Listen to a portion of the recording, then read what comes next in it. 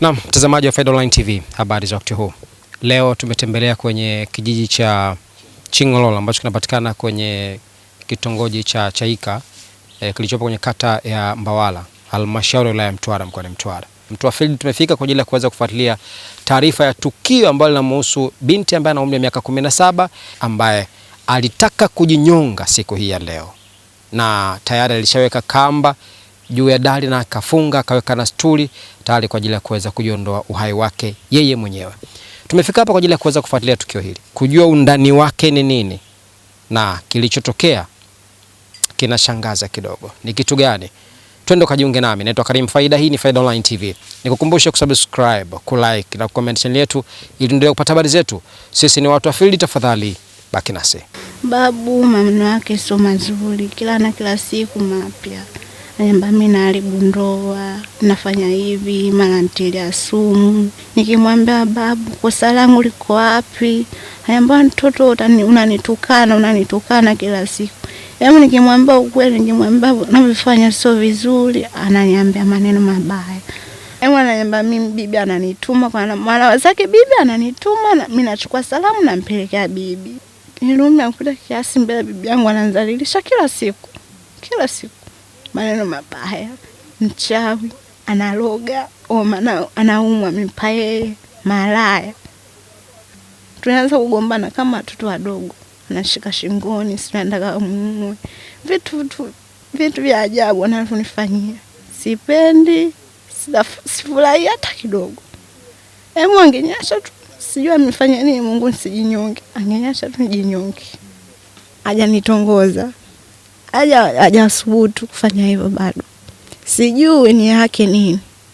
Sawa, mara baada ya kuzungumza na binti, ametupa ukweli kama ulivyosikia, na akituambia kabisa kwamba haya yote ameamua kuyafanya kutokana na manyanyaso ambayo anayapata kupitia kwa babu yake, ambaye sasa hivi anasema hataki kumuona nyumbani, hataki ale chakula chake, hataki alale hata kwenye kitanda ambacho mzee anakimiliki. Na ndio maana amesema amechoka manyanyaso, akaona bora ajiondoe uhai wake.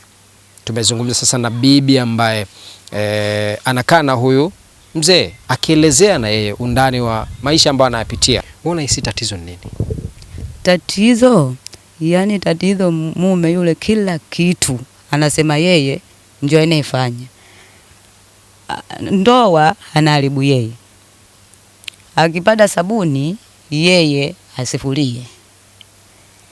Chakula ndani asile.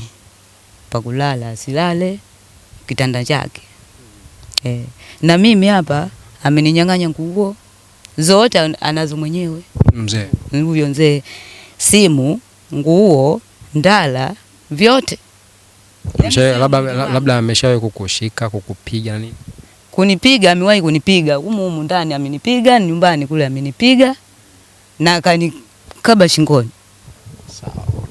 Na chakula jana amepika kwenye migorosho. Mzee. Kuna vyombo vyake huko, amepika chakula huko amekula.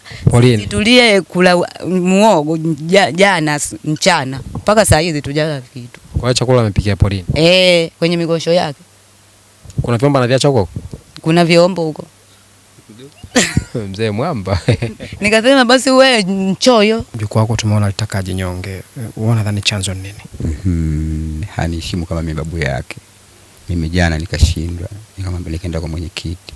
Sema bwana wewe, yule mtoto ananitukana kila siku kama mimi sio kama mzee wake. Sasa ninachoomba mule ndani atoke aende kaka kwa bibi mkubwa wake kule. Kweli mwenyekiti akampata, akamwelekeza akatoka akaja huko. Kwa mama kwa bibi yake mkubwa. Basi asubuhi ya leo na sikaenda amechukua kamba na kujinyonga. Hii hali ya kutokuheshimu imeanza lini? Yaani tangia tumeanza mgogoro mimi na bibi yake. Inaposemekana wewe pia hapa mtaani ni kama vile hauko sawa, na baadhi ya watu pia kuna wengine huongea nao kabisa. Bado pukushani hizi zingine hizi kero tu za watu. Na jana ukaenda kupika mikoroshoni. Kweli kabisa, hiyo kweli. Twende kaone. Twende ukaone. Na vyombo vificha huko. Twende bwana, vipo hapo. Twende ukaone. Sawa, tunatamani hili jambo lisitokee tena kwa huyo mtoto. Kwa sababu ugomvi ni wa wewe na mke wako. Sasa hili jambo lisitokee tena, unaona shauri nini kifanyike? Yule baba yule mtoto amebanga. Yaani yule mimi ninachokitaka ni kumsafirisha aende kwa mama yake. Kwa majina naitwa Abdalla Ismail Gikuyu, ni mkazi wa kijiji hiki cha Chingolola. Sawa mzee, tuna tukio hili limetokea hapa. Wewe unalizungumziaje kwa ujumla? Huyu mwanamke ni shangazi yangu na huyo mwanaume ni mjomba wangu, sio wameoana.